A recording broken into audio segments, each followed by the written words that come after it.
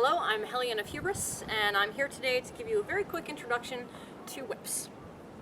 There are different kinds of whips. I have three in my hands right now. The first one is called a snake whip.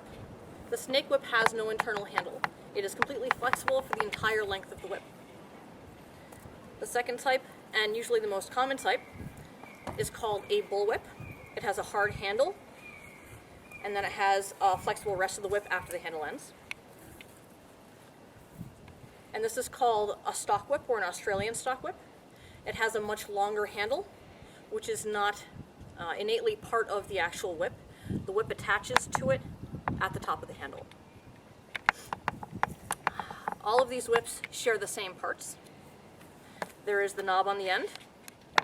There is the handle. Even the snake whip has a handle area, even though it doesn't technically have an internal handle or a handle stick.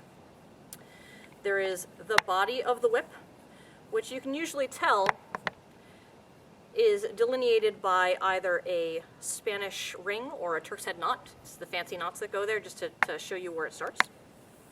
So this is the body of the whip, otherwise called the lash. And at the very end of our whips, we have this long, thin part, which is called the fall. There are two different kinds of falls. There are long, thin, rounded ones, and there are thin, flat ones. It's just a different style of fall, does the same thing. At the very, very end is usually this little white fluffy piece called the cracker or the popper. Now, the way a whip generally works, through physics, when you start the whip, it will make a loop. The loop carries and carries and carries all the way down to the end of the whip, getting faster and faster and faster as it goes. Once it gets to about here, it goes from a thick part to a really thin part, which accelerates it really fast. And this area is generally where it goes so fast that it breaks the sound barrier. A lot of people think it happens at the very tip. Sometimes it does. Usually it's this area, though, the fall. So just to demonstrate, this is called a circus crack, or sometimes it's called the cattleman's crack, I've heard it called. And if we could slow motion that down, you would see